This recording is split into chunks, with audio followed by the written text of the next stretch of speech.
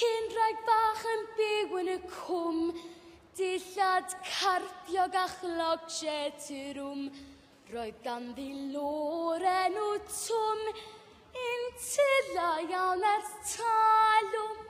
Dim diddle dim diddle dim dim dim, dim diddle dim diddle dim dim dim, diddle dim diddle dim diddle dim diddle dim, diddle dim dim dim dim dim dim. Hyn rhaid fach yn mynd at I dirad, hithau'n gweiddi yn enor tad. Wrth ddilyn llo ar draws y wlad, hoff yr indiad yna brofiad. Dim diddle dim diddle dim dim dim, dim diddle dim diddle dim dim dim, diddle dim diddle dim diddle dim diddle dim, diddle dim dim dim dim dim dim.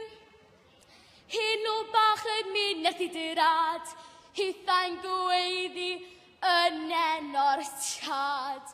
Wrth ddilyn llo ar draws y wlad, hoff yr indiad yna brofiad. Dim diddle dim diddle dim dim dim, dim diddle dim diddle dim dim dim, diddle dim diddle dim diddle dim diddle dim, diddle dim dim dim dim dim.